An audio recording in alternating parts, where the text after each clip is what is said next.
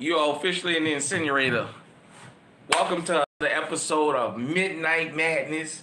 Um, Shout out to everybody because this is a worldwide movement. I hope you guys and you girls are having a good night.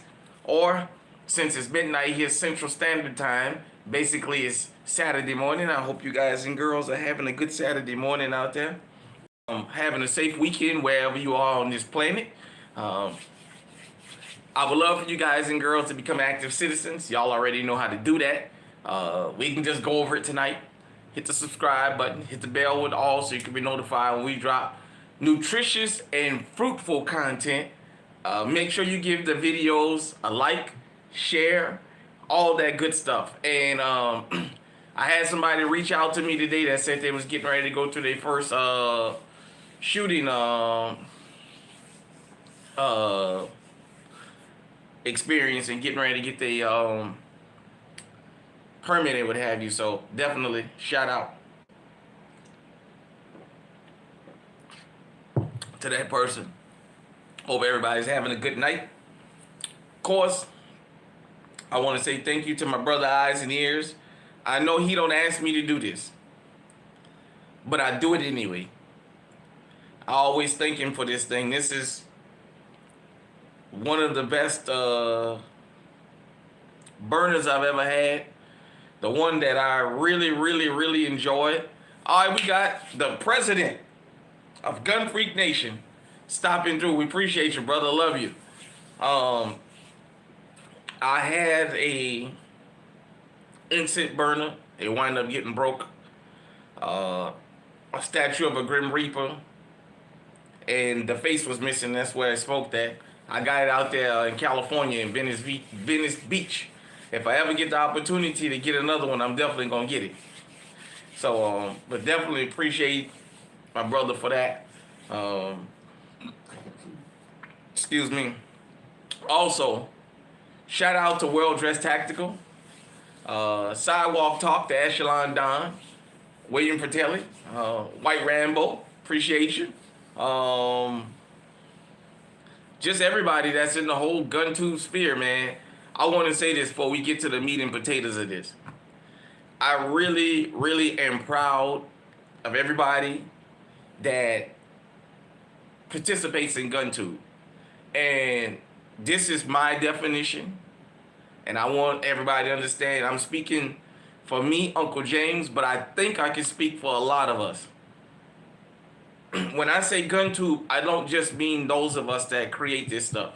I mean, without us, without you guys, we wouldn't be nothing but a bunch of crazy people. The people that really consume and take their time out to tune in, not only to this channel, but to other channels, because every channel ain't for everybody, and I understand that. But for the people who participate in gun tube, that buy merchandise, that just give us support. Man, you guys and girls may not know this. Sometimes a lot of us be going through a whole lot of things off camera. And getting on camera helps us get through these tough times. But without you guys and girls, we wouldn't be nothing. Before I became a content creator, like a lot of y'all out there,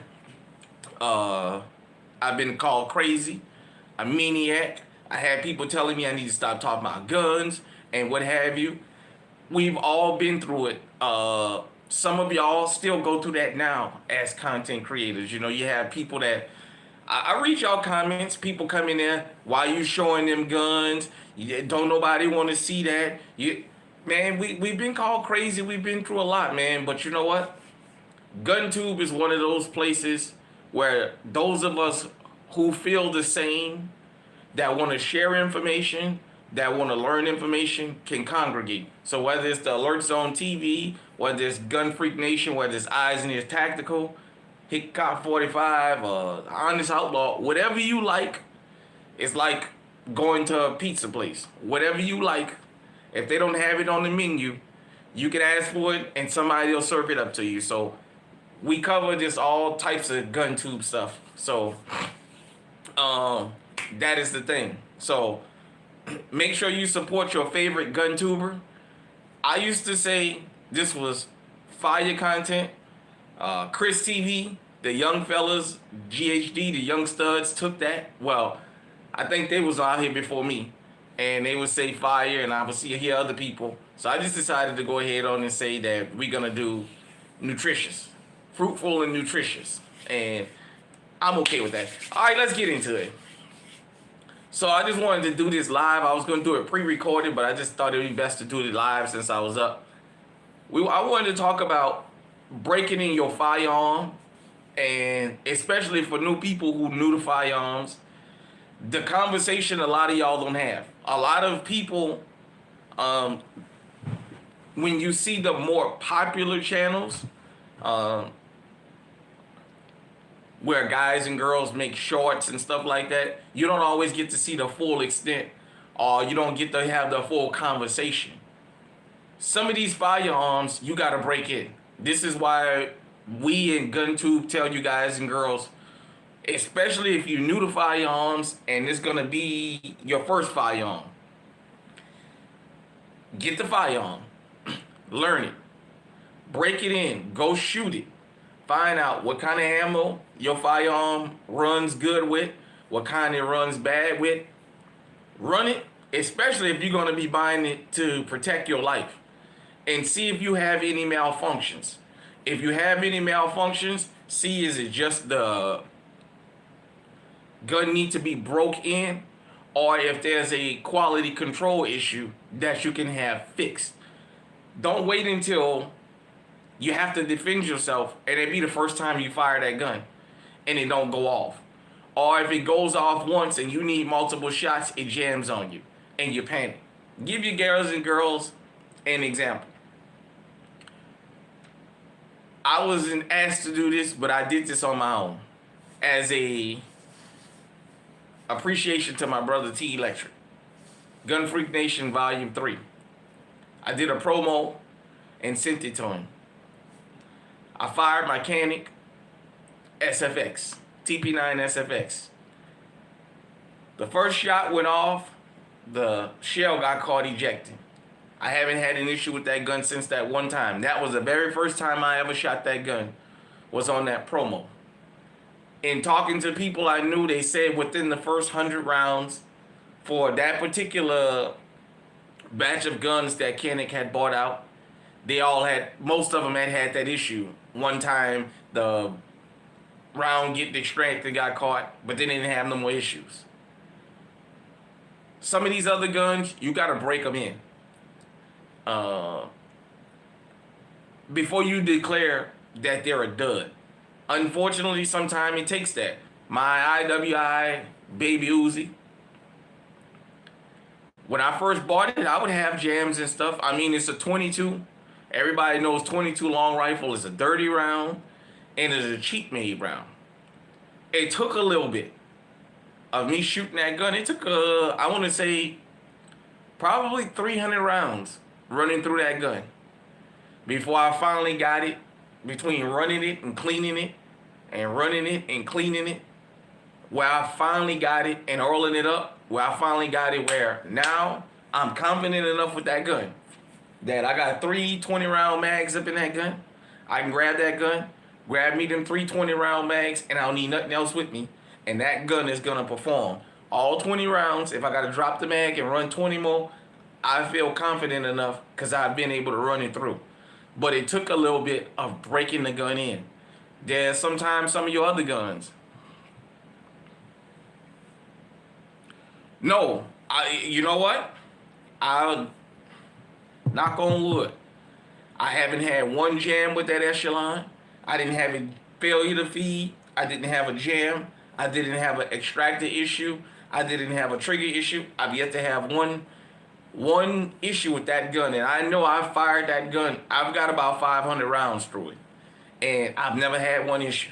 Like I said, for a duty pistol, Springfield didn't miss. I'm gonna just leave it at that. Springfield did not miss.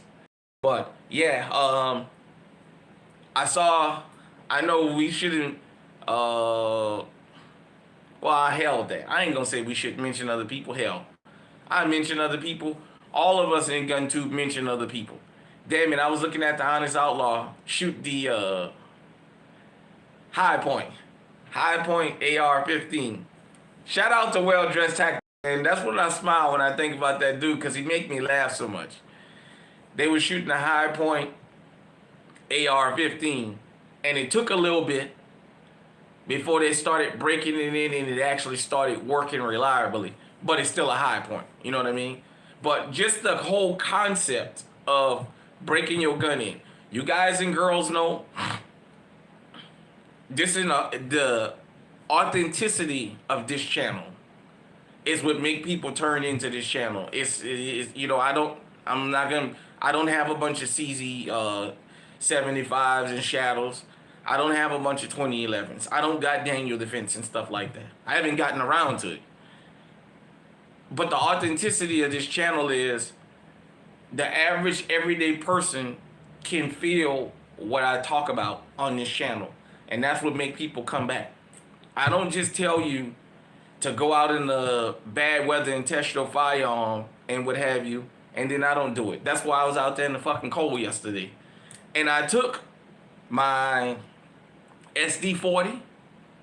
The last 2 or 3 times that I took it out, I had issues with it. Now, to be fair and honest, I haven't broken the gun down and cleaned it or seen what issue I'm having. I know one of the mags I got a little rattle in it. But the point is, I took it out there and I filmed it for a reason. I want everybody to know there's nothing wrong with going and check your firearm and breaking your firearm in and seeing what it is. Now, when I first bought the gun, I didn't have no issues.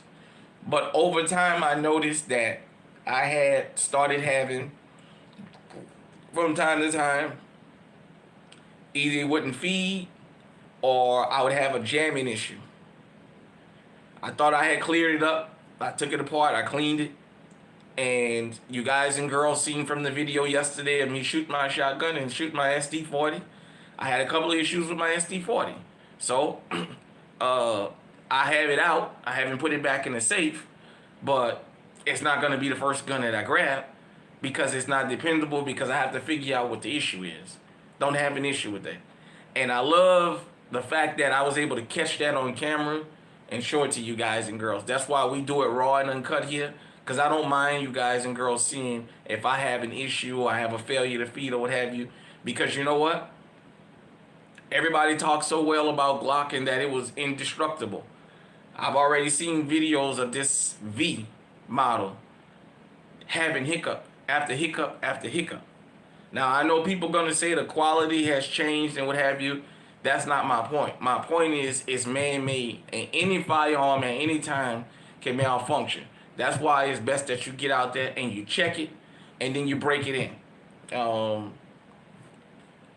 Everybody's going to have their opinion about how many rounds you should run through a gun before you start carrying it. But I do understand the realistic part that most people that go and buy a firearm, they're not buying a collection. They're going to buy one gun, maybe 2, and they're going to say that's all they need. It's getting that person to understand, okay, you bought that firearm. Smoke weed? Oh, no, I don't smoke. Nevertheless, it's about getting people to understand with that firearm or firearms, if they're going to be your primary or secondary home defense or concealed carry, you better get out there and you better run it. And if it needs to be broken, break it in. And, you know, some guns, I think, like I said, my IWI Uzi, I had to break it in. I think it might have been one other gun that I have in the safe. Oh, my GSG Firefly. It took a little bit to break that one in too also. Shooting it and getting it where I can run a full mag through it and not have no issues. It took a little bit. And I don't know if it was particularly the ammunition, but still. My advice, if 22 long rifle is your choice, you make sure you get out there and run that 22. It's like I said, sometimes you just got to break it in and wear the parts in, you know. It's kind of like some shoes. Sometimes you put some shoes on brand new and they comfortable, you don't feel nothing. Then sometimes you put a pair of brand new shoes on, and goodness, by the end of the day, man, your doggone feet hurting so bad. Or as they used to say back in New Orleans, your dogs be barking. Cause you gotta break them shoes in. So same thing with firearms, man. Some of these firearms are made to the point where right out the box, man, you can carry with you in the echelon. I'm gonna say that, and I don't care what nobody say. I'm gonna stick by that. That echelon, and my PK 380 by Walther. Knock on wood. I've never had an issue with those two guns right out of the box. I bought them specifically to be my primary carry gun, and I've never had an issue with them. And my SD9 by Smith & Wesson. The only thing I didn't like about the SD9 is it's snappy. So even now that I have the damage to my arm I don't shoot it as much as I used to. I still carry it from time to time. Sometimes I just put it next to the bed and I'll just have that for home defense. But I don't carry it as much as I used to because it's just kind of snappy.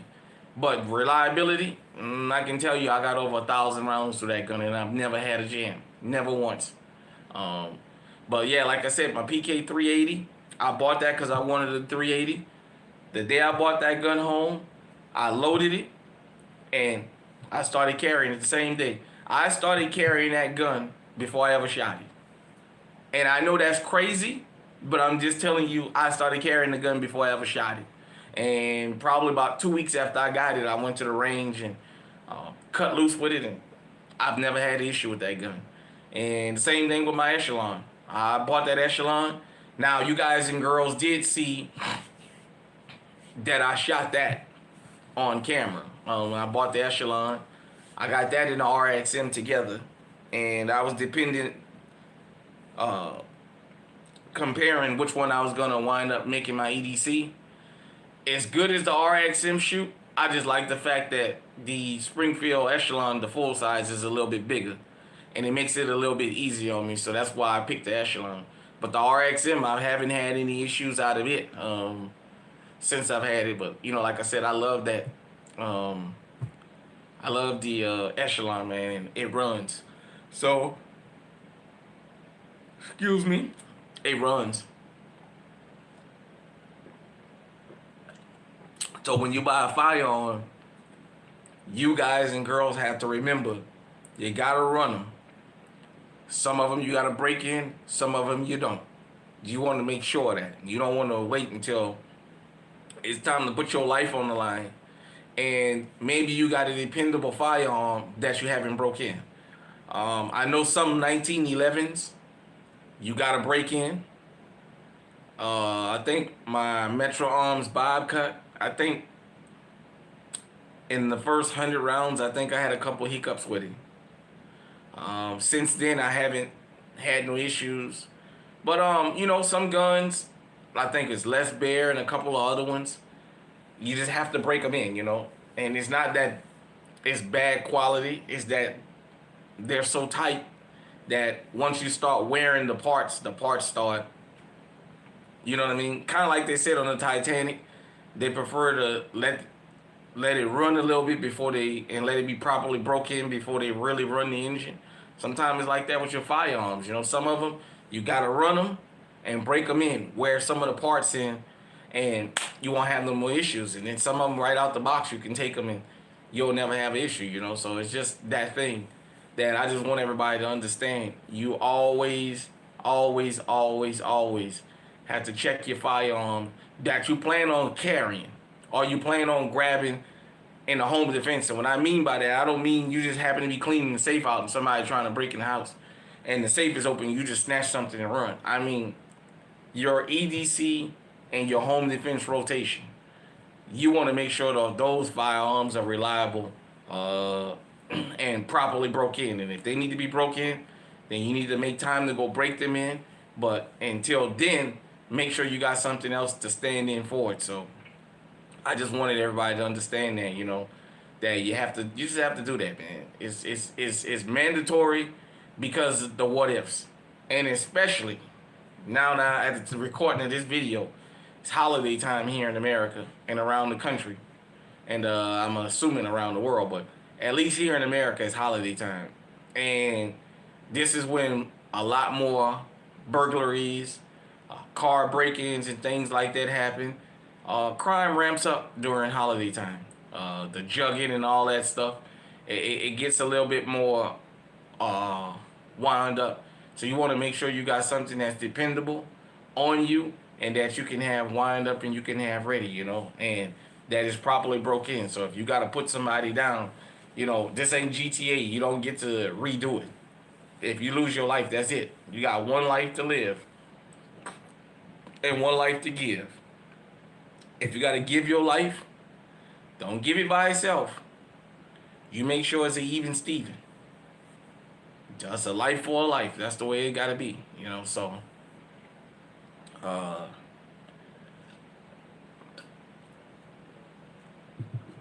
definitely appreciate that. Wanted to just say, shout out to everybody. Shout out to everybody, man. You just gotta. You just never know, Like I said with these firearms, you just never know. Sometimes because here's something you got to understand about most firearms. Most firearms for the everyday carry is going to be mass produced. Sometimes the quality is not as good.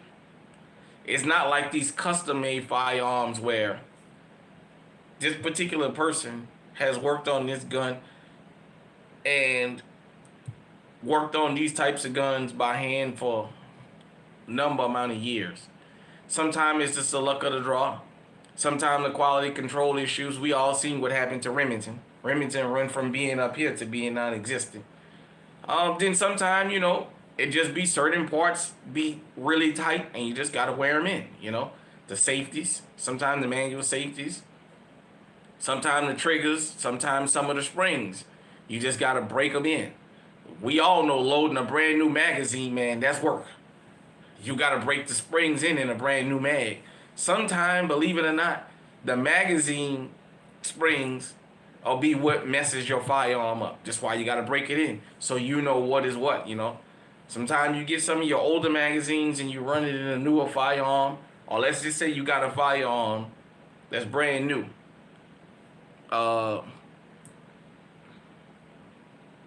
Yeah, man, appreciate that. Since the AR-15, let's say AR-15, that's one of the most popular guns out here.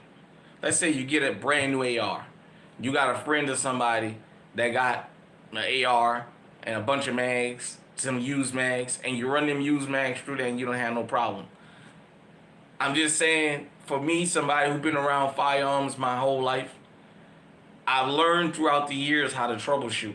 And sometimes it's not the firearm, sometimes it's the accessory. Sometimes it's the mag. And I was watching The Honest Outlaw one day and I didn't know. Sometimes certain guns, when you put certain optics on it, if it extends over the optic cut, sometime when the gun gets ready to eject the shell, the optic can hit the bottom of the shell can hit the bottom of the optic and it'll make the gun jam. So it's just little stuff like that. That's why you got to get out and practice and break in what you got to break in and adjust what you got to adjust. And, sometimes, like I said, it just be the magazine. It don't be the gun. Like my SD40, I'm going to break it down. Maybe tomorrow I won't be so lazy. Break it down. I'm going to clean it again. And I'm going to grab the other mag that don't have a rattle to it and see if I'm having a mag issue. But whatever the issue is, I'm going to get it fixed. But I don't feel embarrassed that what happened. Because that's what this channel is about. This is a nutritious and fruitful channel. It's about teaching you so you guys and girls can know. And if you have this issue, it gives you a guide. Hold on, everybody. What the hell calling me this time of night?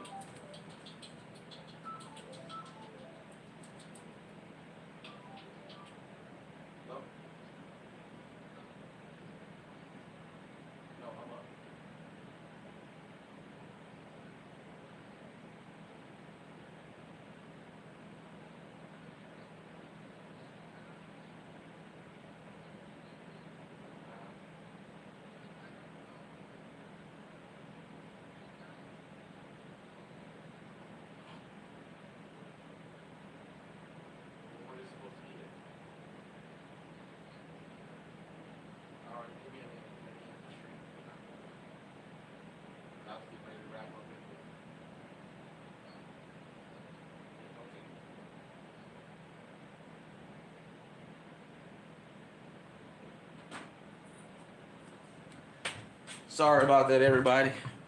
I got kind of an important call that I had to take. You know, I'm programmed after a certain time of night that the phone ring. It scares me, but I'm glad I took that call. But anyhow, like I was saying, I'm not embarrassed to show you guys and girls. That's why I decided I was gonna go with the raw and uncut model. That everything was gonna be raw and uncut, and make of it what you want. You know, like I said, I've had people tease me and what have you. That's okay. I don't have an issue with that. You got to just get in here and you got to break these firearms in and find out what is the issue, if there's an issue, and let that be that. You know, and so, you know, you scope. Like I said, everything. Uh, Sometimes you got to go out and shoot after you mount your scope. Not only do you want to make sure the scope is dialed in to 0, you want to make sure it's bolted down right to the point where when you shoot it, the gun don't rattle and make the optic come loose. On my 450, I had that issue a couple years ago. I actually went out hunting. I had a doe probably from about 40 yards. She gave me a broadside shot. Well, I didn't check. I had shot at one earlier, and it loosened my scope. Wind up after I missed her, I wound up having to take my gun back to the shop, man. He was like, yeah, your scope didn't rattle loose.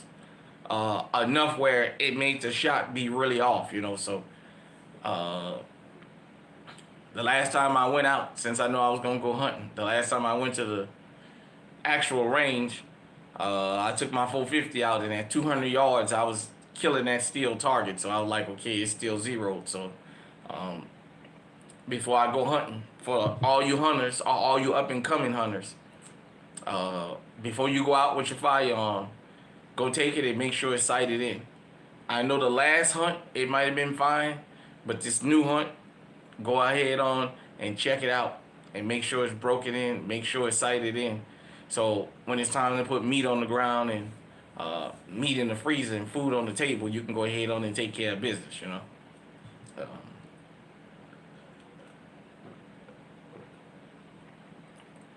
But yeah, I just thought that I would do this Midnight Madness since I haven't done it in a while, just to let everybody know. Your firearms, break them in. Break them in. Take them out there to the range and cut them loose. I think I may do another one, another live stream about training in inclement weather, because you guys and girls have seen me shoot out there.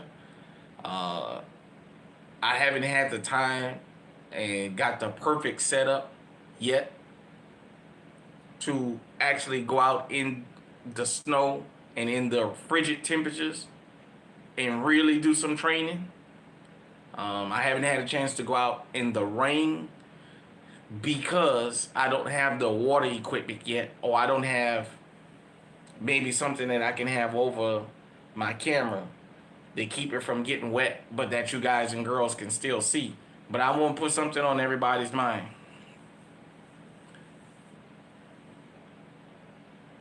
Most of us and most people never think about if they have to defend themselves in the pouring down rain, could they? Because most people learn how to shoot indoors. Most people, when it rains, don't go outdoors and shoot. I want you to take this into consideration. Whether you live in Louisiana, Hurricane Alley, where I'm from, or you live up here in the Midwest, where it's always snowing and freezing, learn how to shoot in inclement weather outside. Thieves don't stop robbing people because it's raining. Most of us have it in our mind, if we have to ever defend ourselves outside, it's going to be sunny. It's not going to be cloudy. We're going to see the threat coming up the street. We're going to have time to drop our bags, grab our guns, and react. And in the real world, I'm telling you, that's not practical. It is not practical in the real world. In the real world, every scenario that you can think of that will make it harder for you to legally defend yourself is gonna be thrown at you. Either you're gonna have to defend yourself when you got a bunch of shit in your hand, or the weather is not gonna be good, or it's gonna be really windy outside. Most people that don't learn how to shoot outside never have to think about adjusting for that. Now I know a self-defense is supposed to be within 10 yards. Sometimes it might be a little bit further. But ask yourself, could you really pull your gun and get on target in a pouring down rain? Now in your mind, the answer is obvious. It's yes. But ask yourself, have you ever actually been out there in the pouring down rain, shoot the gun? At a target. Even a non-moving target. All right, we got Mr. 5'7" in here. Even a non-moving target. Have you ever thought about having to shoot at a target in the pouring down rain? What's the practicability of you actually being able to be successful? Because you got to adjust for a lot now. It's raining. Your firearm is going to get wet. Your finger is going to get wet. Your grip might not be what it was. What's going on? Appreciate you stopping by. Your grip may not be what it was. It's a whole lot different when you actually go through with it. I'm not telling you to go out there and train like you're going to join the fucking Navy SEALs or something like that. It's not what I'm saying. What I'm telling you is sometimes you have to be a little bit more practical about where you live. If you live where it's extremely hot, Arizona, that Phoenix area in particular, it'd be extremely hot there. You know, heat makes everybody perspire. If you ever got to defend yourself, you're going to perspire until you get used to it. You never really get used to it, even if you're in the military, but you're going to perspire. That's why in the military, they teach you how to breathe and all that stuff during shooting and in between rounds and what have you, but you're going to perspire. Can you really handle that gun? Yeah. Yeah, adrenaline and tunnel vision in a real gunfight. I'm just bringing these things up because criminals don't stop because it's raining or because it's cold. As I'm sitting here talking to you right now, this town I live in, I can guarantee you, later on if I check the search portal, they're going to say something about them having a fucking high-speed chase somewhere around here. Criminals don't stop because it's cold or because it's raining or because it's pouring down hot. They just adapt. Well, you got to get used to that. If you guys and girls know, I always show y'all in the wintertime. We got I'm closing in on 1,000 videos on this channel. In the wintertime, you guys and girls always see I show y'all whatever I'm carrying, I make sure I can shoot it with my gloves on. Because we have sub-zero temperatures up here. You, if you live in this kind of weather, should go outside from time to time and shoot in this kind of weather to see if the gun you're carrying, you may not have time if a threat is coming to take your glove off, grab your gun, and do what it is you need to do.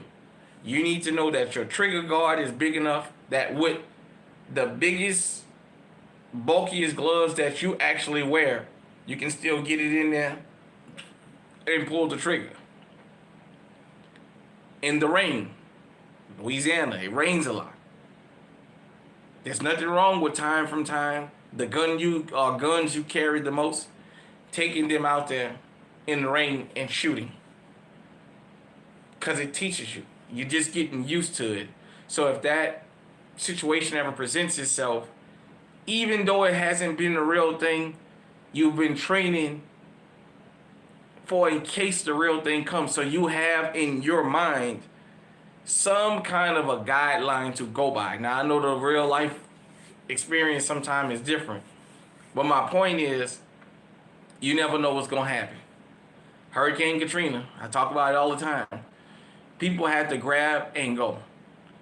You gotta grab your gun and you gotta go. You assume your gun is gonna work. Some people had to wade through the water, hip deep, waist deep. Some people was chest deep in the water. You ain't gonna walk with your gun in the air like that. It's on you. Now your gun is getting wet. Have you tested it? Because you live in this type of environment. For those of you who don't know, in New Orleans, during the summertime, it usually rains quite a bit. It may not rain all day and all night, but it usually rains a bit because hurricane time. So it's nothing for every day 20, 30 minutes in parts of the city to get rain. Well, guess what? You might have to pull it out in the rain. All I'm saying is, if you have time, put this stuff on your list. Go out in the extreme cold, in the extreme heat. Go out one day when it's raining. Take your firearm, take you some targets, and just practice. You ain't got to be out there all day and all night. Nah, you don't got to get out there in the freezing cold and lay down in the snow and crawl in the snow. And you don't got to do all that like you're joining the Navy SEALs. But you do need to know, or you do need to get acquainted with, if you got to pull your pistol or whatever you carrying in sub-zero temperatures, that you're comfortable doing that, and that you won't pull a gun, that you got your gloves on, and when you go to stick your finger in the trigger guard, the glove goes like that and you can't get your finger in there. It happens. Like I said, that's why I carry, another part of the reason I love the Echelon is the big trigger guard, so with my gloves on, I can still pull the trigger. If you're new to this channel, go back. I shot the Taurus G2C with gloves on, and I couldn't get that gun to fire with my gloves on. That's why I don't carry that gun in the wintertime, unless it's 20, 30 degrees, and I'm not going to have a bunch of gloves on. I might have, if I carry my little knit gloves, I can shoot with those. But that's why I decided not to make that something that I carry all the time, especially in the wintertime, because if I got gloves on, I'm going to be in trouble. And I want you guys and girls to understand that. That's why we do what we do here. Without you guys and girls, there would be no me. But I appreciate the fact that y'all give me the time just to view the material. For those of you who come and view this channel, it's practical, because it's something that I've been having to deal with. I never would have guessed about trigger guard sizes had I never moved to Iowa. But moving here to Iowa, because going visit people in the cold and living in it is two different things. Coming to visit somebody up north for a week, 2 weeks, and going back home is different than having to live in this fucking shit.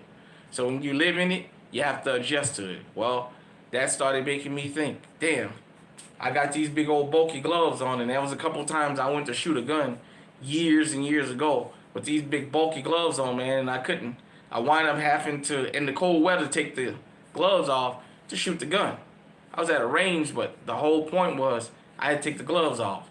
And I thought about to myself, now what if it was real life and I had to keep the gloves on and just grab the gun and go to work? I would have been in trouble. And that's what I want you guys and girls to think about, you know. So with that being said, this has been another episode of Midnight Madness. I appreciate you guys and you girls tuning in. For those of you who was able to catch it live. If you're going to catch this on a replay, I appreciate you. Make sure you hit the likes button. Make sure you subscribe. Make sure YouTube has unsubscribed you. I have been fighting back and forth with YouTube. Seems like they get me to a certain number and then they'll pull 20 or 30 people and then I have to keep going through this process. You know, I don't know what the deal is, but just make sure you subscribe. Make sure you're legally armed. Make sure you know the laws wherever you are. And get acquainted with your firearms. And as the meat and potatoes of this discussion tonight was, make sure you break them firearms in so you know if you have any issues or not. With that being said, I'm out of here. Till next time, stay safe, stay armed, stay on high alert.